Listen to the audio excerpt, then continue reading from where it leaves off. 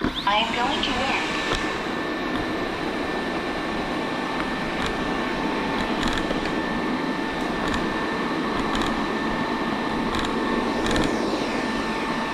What's up YouTube? Welcome to New Parents in Training. So today we got a robot vacuum from ZOOZEE. This particular model is Z70. Today I'm gonna unbox and then set it up to run it and show you how this thing will work. And don't forget to hit the like button and subscribe. So this thing is actually pretty well packaged. It has a handle on the top. Now the box, let's open this up. So once you open it up, you will see ZOOZEE. This is a setup guide. Robot vacuum cleaner, Wi-Fi connection. Okay, and you're gonna have to read this later. This one has a mop plate.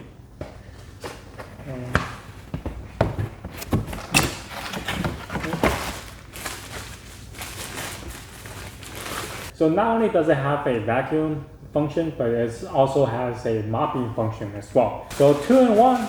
Okay, so here is the vacuum itself. Alright, ta-da! Ooh. So yeah, it looks very clean. I like the design. There we go. So they have the vacuum push, 4 total.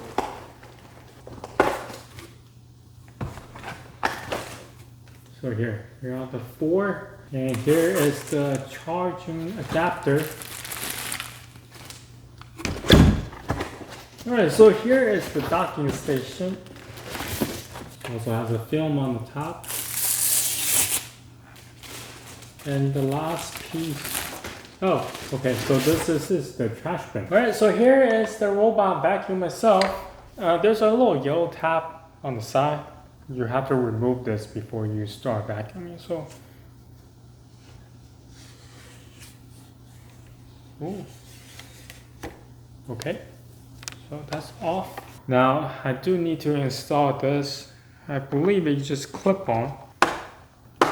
So they provide you with 4 brushes. I guess 2 of them are just extra. You can change it once it's get the initial 2 get really worn out. Alright, let's briefly talk about this vacuum real quick. So this can handle a Wi-Fi that's 5 gig or 2.4 gigahertz. So it should work at any home with a Wi-Fi. Now this thing has a huge 5200 milliamp of battery in there. So this battery has up to 240 minutes of running time. So it can clean up to 3,000 square foot of house, 240 minutes, it should be sufficient enough. So it has LiDAR, I believe this is the LiDAR up here, and has 28 sensors all around. So it can sense up to 8 meters away. It has a little bumper, there's sensor down here as well. Let's open this up. Inside here, there's a little tool where you can clean up the inside. Like after you're done vacuuming, inside might need to get some cleanup, and there's a blade on the end. If you have got stuck in here, such as hair, then you can just cut it off. They do provide you with 2 containers. The white one is for vacuuming, and this black one is for mopping. Now the mopping function also has a little smaller container to contain trash. Trash bin inside here is much smaller than the actual trash bin for the vacuuming part. You pour the water in here and we'll go into this reservoir.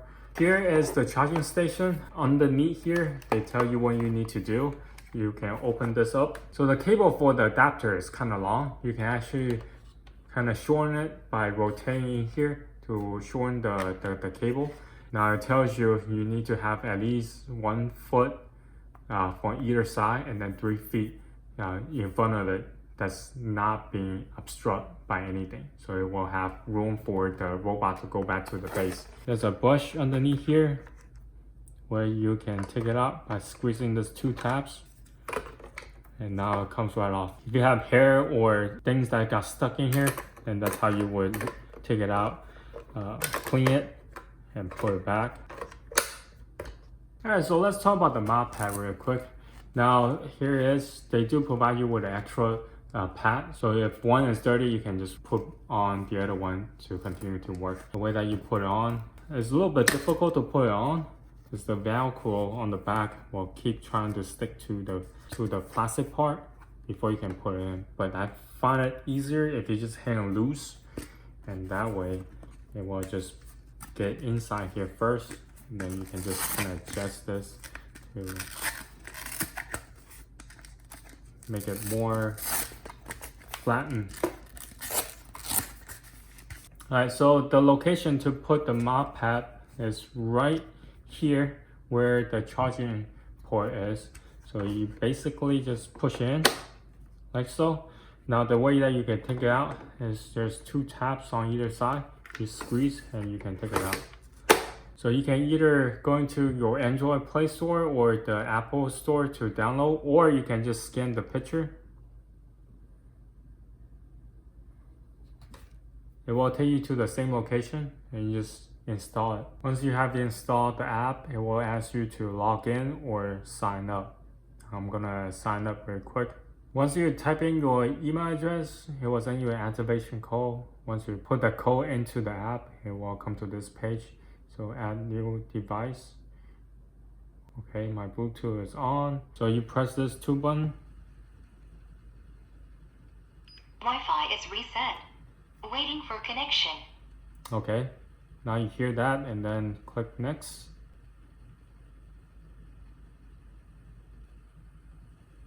Alright, so once you connect to your Wi-Fi and welcome to this page, it will take some time for the whole thing to get set up.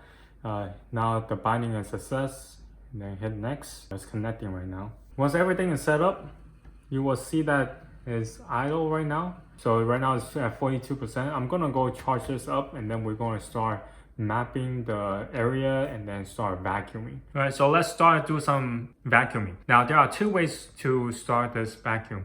One is to press the on and off button right there. So you press it once, it start clean or spot clean.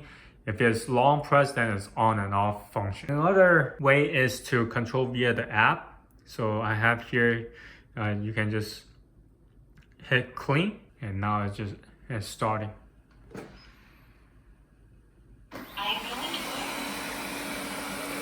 The very first time you're going to use it, it will try to map the whole area and clean at the same time. So as a result, the first time it took about 56 minutes to map the entire first floor. It is pretty cool. Some of the area, there are stuff inside the room. So because the LiDAR can detect 8 meters away, it pretty much detect the whole room without the machine touching the physical edge of the wall. Another thing is how this machine function when it is getting to a pickle. At one point I didn't realize in my kids' playroom there was some mats that's kind of in the way. The machine got stuck. It went in, was having a hard time coming out. But eventually it did. It took about a minute or so. So it was interesting that it can get itself out of the pickle. Unlike other robot vacuum, because this one uses a different type of detection technology, it can function in nighttime. Now granted, when I'm filming the whole event, it was in the middle of afternoon, but our kids' room is blacked out. Because the baby can has a night vision, it was able to capture how this vacuum worked in the dark. So as you can see, the lights were flashing. Yeah, it's kind of brightening up the whole room, but mind you, the room was actually dark. Unlike other vacuums, this one can be able to function in the dark. So once you're in the app, you can click on the vacuum. You can see live how this vacuum is working or where it is, and also you can adjust the speed or the suction. You can set it to quiet, normal, high, or full. And something else I want to talk about is the function of the map. You can zoom in, rotate, and kind of have a 360 view. You can set borders where you want this